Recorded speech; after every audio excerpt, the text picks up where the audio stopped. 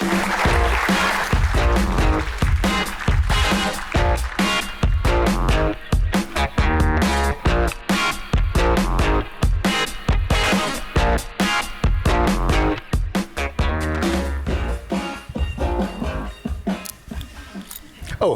you. Thank you very much for that, Tammy. It was a wonderful introduction, a nice way to set up the conversation.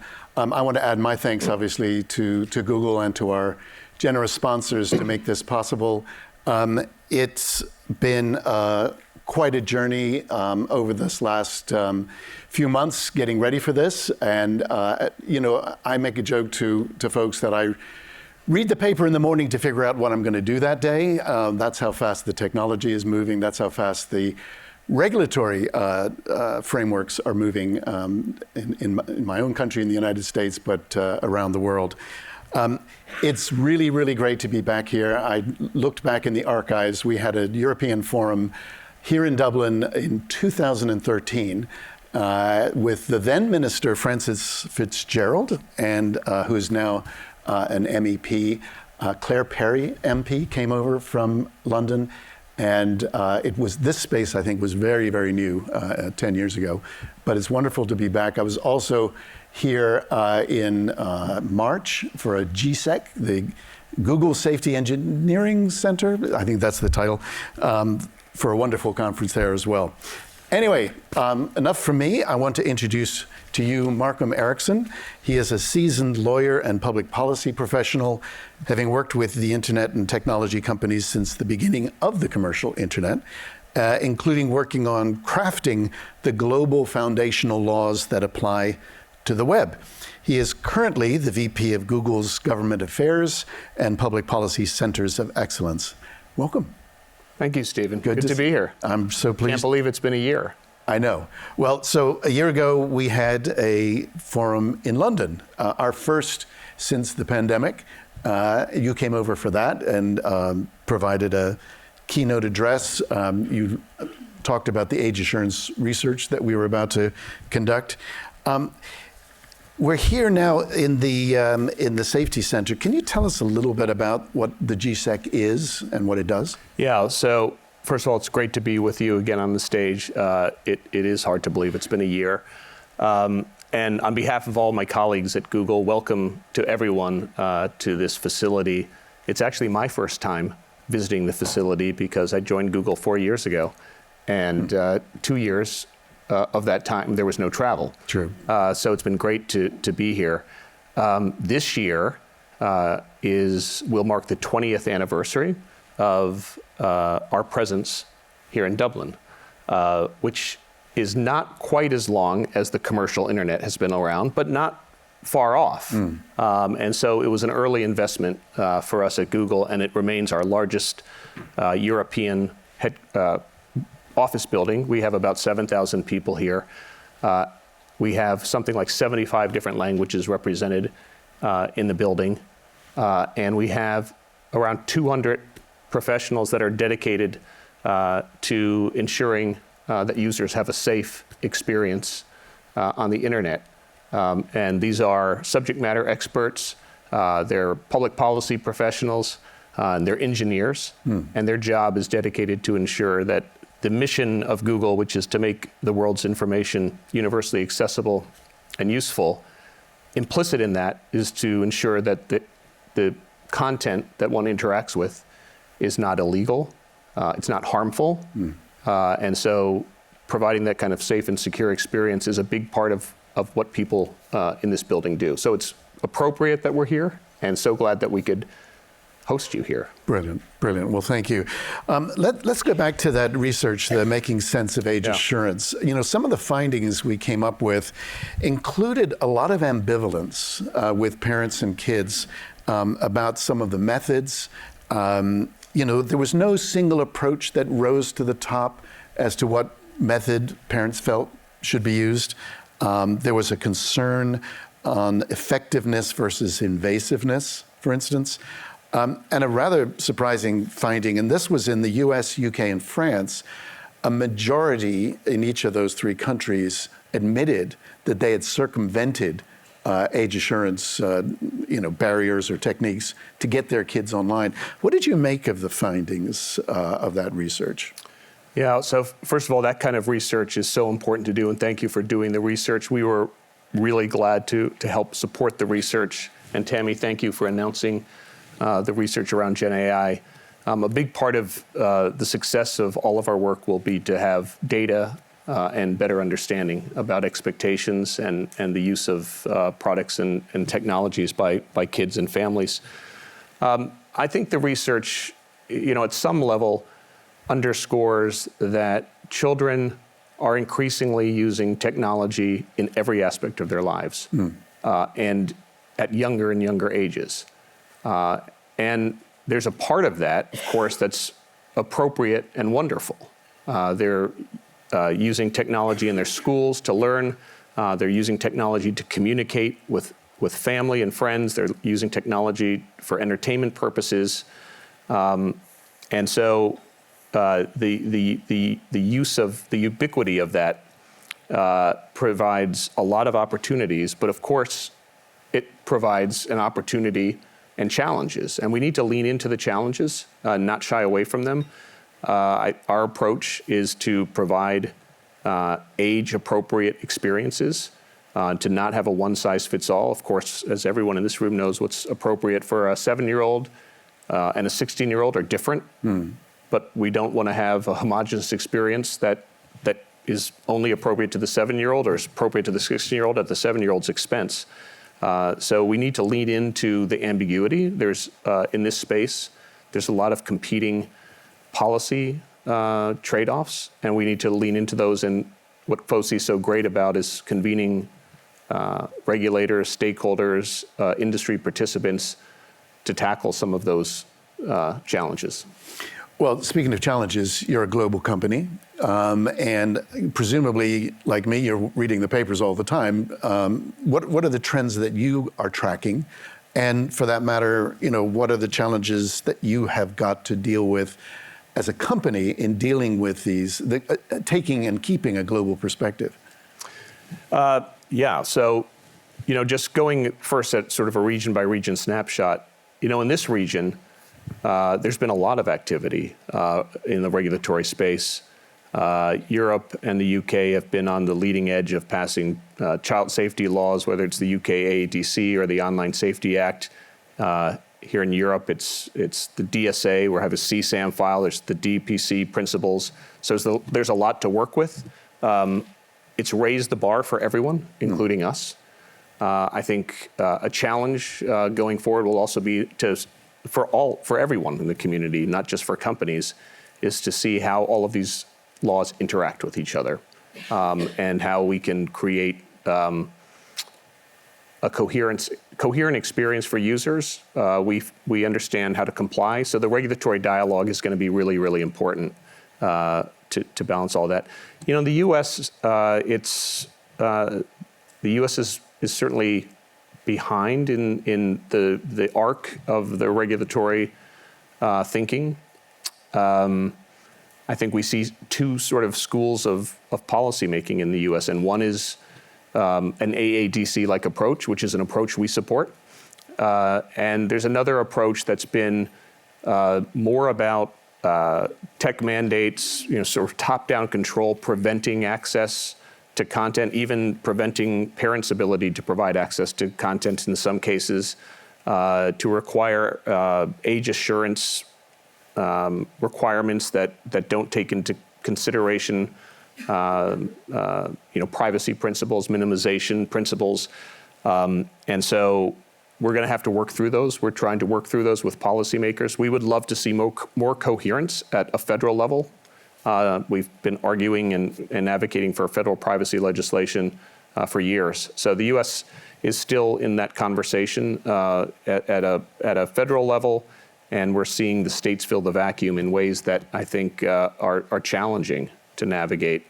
And I think that's one reason why the cross-border regulatory dialogue is so important, and having convenings like this is so important to get more thought leadership out there. And then I think APAC and emerging markets, it's really to make sure that in the content policies we adopt, we're being cognizant of local mores and norms. Yeah. And I think it's one reason why sort of a one-size-fits-all regulatory perspective doesn't really work when you try to globalize experiences, but also taking into account and being respectful of local traditions. So Tammy mentioned Gen AI. I mean, that wasn't even on the agenda this time last year. Just describe Google's approach to this. And for that matter, did you guys sign that petition to stop the development of AI? I don't think you did, but I'm asking rhetorically. Yeah, we didn't sign that, although the CEO of DeepMind, which is a Google product, and our SVP, James Manika, have been very vocal and signed a letter asking and encouraging governments to really look at some of the frontier model AI technologies with an eye toward making sure that some of the societal harms that are possible with something like this technology are looked at in a proactive way.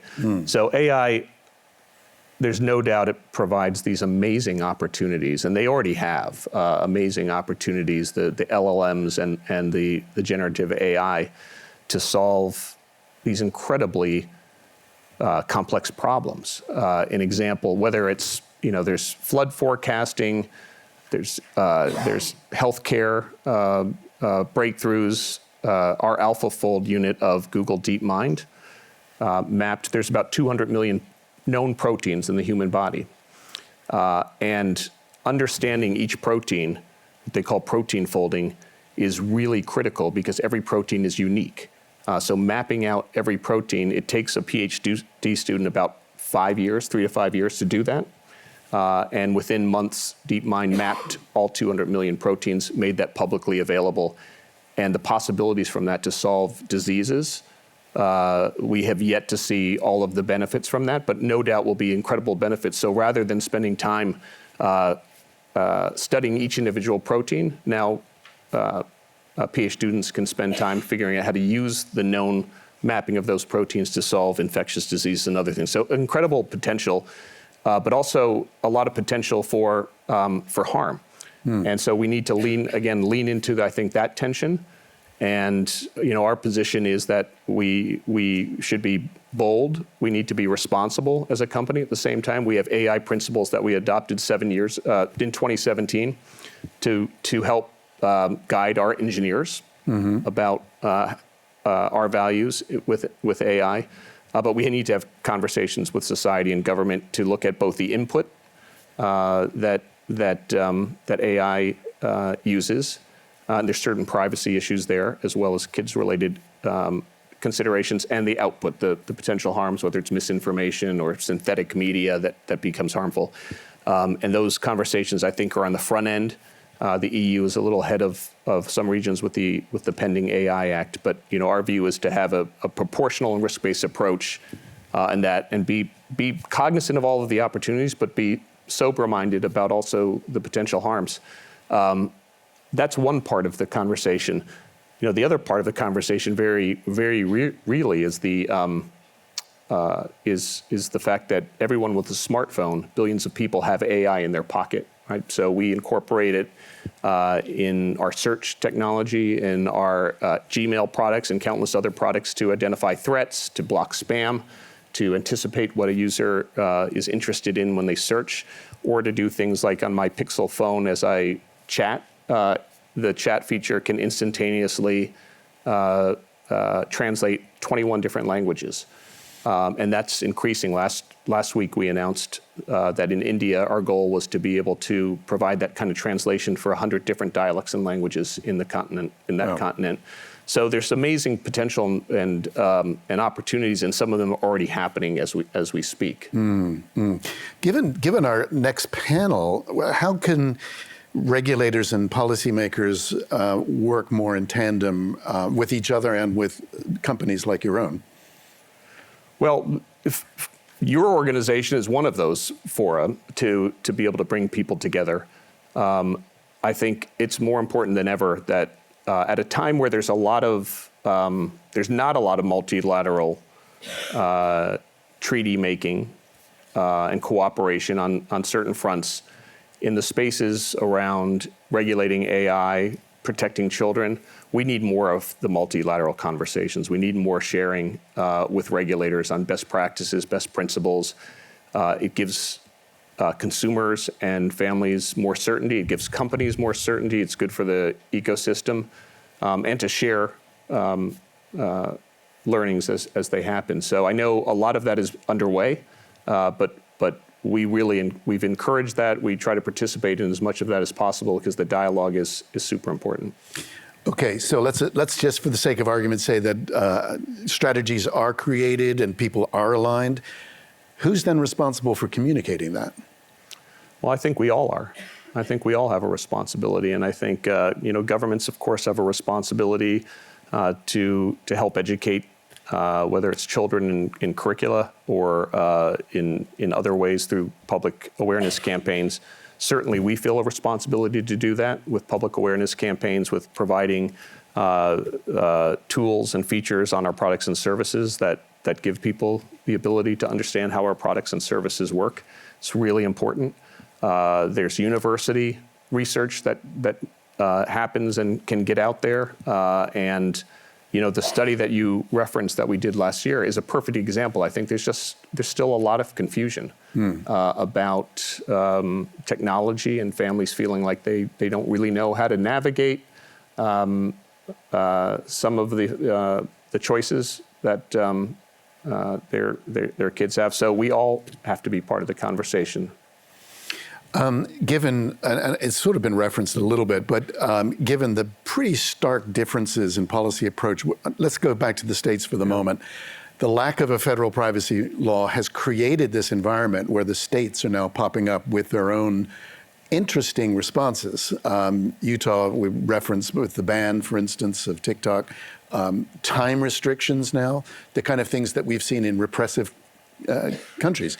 Are you optimistic or pessimistic that we're going to find our way in the next 3 to 5 years in the United States towards some kind of, I don't know, national understanding of how to approach these issues?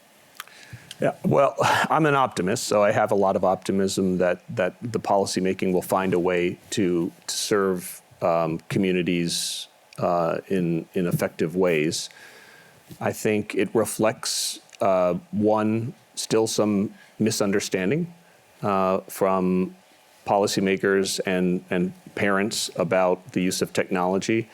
The conversation that we've had in this part of the world about balancing access and children's rights with protection and age-appropriate access, as well as proportionate safety features, needs to happen more in the United States. It needs and should happen at a federal level. The conference that you hosted in the United States last year is a good step toward that, but more of that needs to happen. I think we're still in the beginning stages of that. But it's a challenging environment right now as we look at the United States with competing laws, sometimes much different approaches, sometimes with technology mandates, and trying to figure out how to navigate that is not good for, it's not just not good for us, it's not good for any technology company that's trying to have certainty in how they design products, but it's not good for families for them to understand and the ecosystem and to have certainty, or for children in places where they're denied access because of these strict limitations on their ability to engage with products and services. So I'm hopeful. I think the conversation is still in the early days, but yeah, it's challenging now. And on the flip side of that, there's many organizations that have leaned into the conversation in the United States, including FOSI, Five Rights, others that I think have been really productive actors to bring some smart policy thinking in the states. Yeah, let's stay with Five Rights for a moment, because they have developed, and if I think about children's rights, I think of a European approach, not so much an American approach. Do you think that there's some possibility or some traction for that to catch on in the States? Yeah, for sure. I mean, California has a version of the age-appropriate design code. We think it needs to be refined. And some states were close to passing an age-appropriate design code last year. Some of those proposals we were very supportive of, including organizations like Five Rights, where we jointly supported an age-appropriate design code approach, and we're aligned on our advocacy in those states. So it's absolutely essential to have civil society engaged in those conversations. So we've been trying to encourage more education from people that are looking out for the rights of children.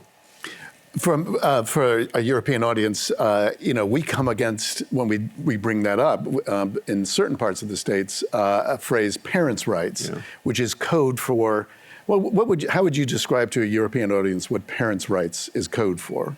Well, I think different people in the United States have different views on that, but I think the critical component here is to ensure that the rights of children to access content, which is enshrined in treaties, need to be respected as well. Children have rights, and they need to be able to access content.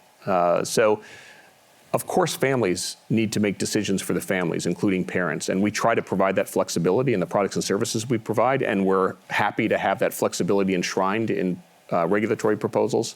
But the parent rights can sometimes be interpreted as the parents have absolute control over access at any age to content, and we have to be careful about that as well. For sure. Yeah. Well, we're very, very excited to be partnering with you on this next research journey, which we're going to launch at the conference in November. Hope you can join us for that. But in the meantime, please thank Markham Erickson.